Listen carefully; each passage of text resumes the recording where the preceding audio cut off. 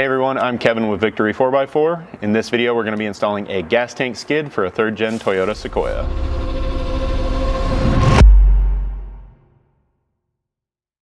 So at first glance, your skid is going to look pretty similar from end to end. However, this kind of large notch here is going to dictate the front of the skid. So keep that in mind when you're getting this into position. We are also going to have 4 mounting brackets that attach to the skid. So we've got each of those here. We're going to bolt a couple of them on the vehicle and one of them on the skid before it goes in place. So we'll walk you through that step by step and call out each location. So the first and only bracket that we're going to install to the skid itself before it goes on is the one you see here. That is going to install into 2 round holes on the outside mounting flange of the skid itself, using these 2 slots. If you look closely at the bracket, these are slightly different in width overall. So the 2 narrower slots are going to go up on the frame and the wider slots are going to bolt in down here. The bracket itself is going to slide in on the inside of the skid, and then you'll bolt that in using the 1/2-inch button head bolts and serrated flange nuts provided in your hardware pack.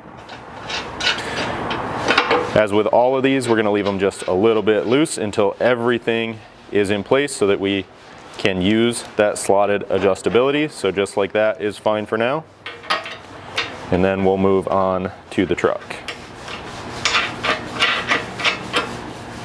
So sticking with the passenger side of the vehicle here, now moving to the rear bracket.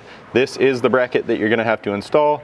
Keep in mind that there is one that looks a little bit similar to this, however, it is taller. So the shorter of the 2 that look or appear similar is what's going to go back here. This is going to tuck in behind the factory tank strap mount that we have here. So a couple different things you need to do to get this installed. The first of which, you want to make sure that you support your factory gas tank back here. So we have a jack stand underneath it. If you're doing this on the ground, you could use a conventional jack stand or a floor jack. Whatever the case may be, make sure that this is well supported before loosening the fuel tank strap bolt that we have up behind here with a 14mm socket.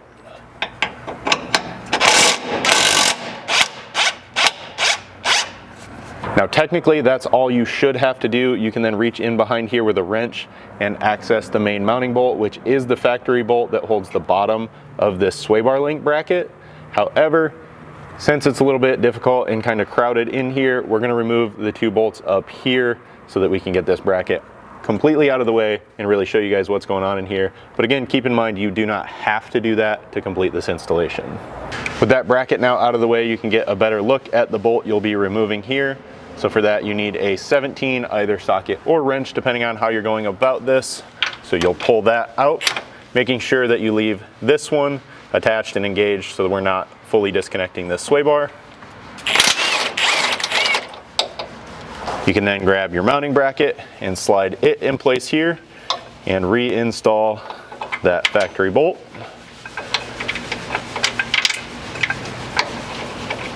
Once again, we're going to leave that a little bit loose, so I ran it most of the way in by hand. You can see now that we can still slide that front to rear to take advantage of our slot, and we can now reinstall the factory tank support bracket right here. Once you have this bracket back in, we have it tight up here, and then it is still loose down here where the fuel tank strap connects. I'm going to leave it loose so that we have a little extra wiggle room in our main mounting bracket down here, but keep in mind that this is supporting the back of the tank. However, we got to get the stand out of the way to get our tank skid in here. So I'm going to make sure that this bolt holding that tank strap to the bracket has enough thread engagement to support that. So basically making sure that it's all the way through the nut on this bracket, and that should still give you enough room to get a wrench in here with your 17 to tighten the mounting bolt for this bracket later on. Moving now underneath the vehicle to the driver's side of the tank, I have the bracket here.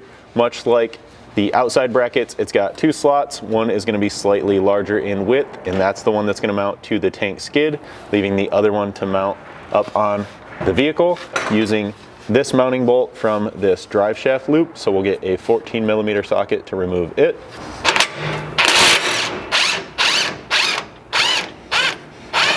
With that bolt out of the way, you'll pull down on this strap slightly and slide the bracket in between it and the frame, and then you can reinstall that factory bolt.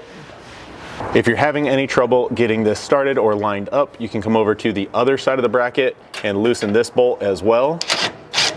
With that out of the way, it gives you a little extra compliance to get this started. And once again, we'll run this in, leaving it just a little bit loose so that we have compliance when getting the skid in place. Then here I have the last and driver's side rear bracket. It's going to have two mounting slots down here on the bottom that'll bolt to the tank skid, leaving one up top to mount to the vehicle. It's going to have to slide in around kind of the drive shaft and rear axle housing here, and then we'll bolt it in up on the frame. Up here you'll have one factory threaded hole on this frame cross member where you can install one of the provided M8 flanged hex head bolts. Once again, leaving this loose. Now your passenger side front bracket is going to bolt to the frame in the same location as this factory small tank support bracket, so we will have to get this removed with a 12mm socket.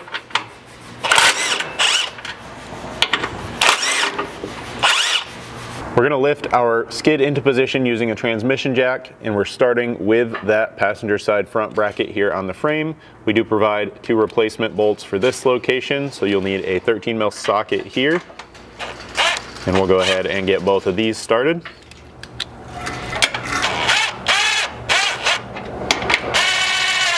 The three remaining brackets are all going to bolt to the skid in the same fashion. So you want the bracket on the inside of this outer flange. You'll then install 1/2-inch button head bolts with serrated flange nuts on the inside here.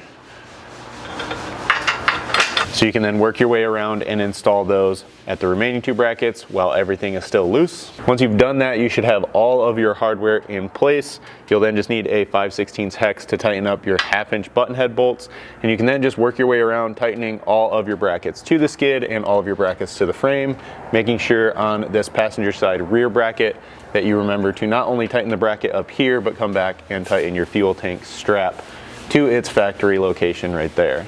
As you're tightening this stuff up, you do want to be checking clearances really between all of your components on the tank skid as well as the tank itself.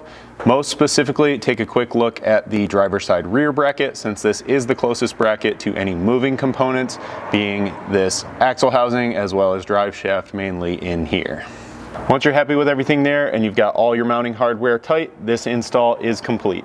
So as always, if you guys have any questions at all about this install or anything else we offer here at Victory 4x4, don't hesitate to reach out to us. You can always send us an email at info@victory4x4.com or call us at 269-459-8447.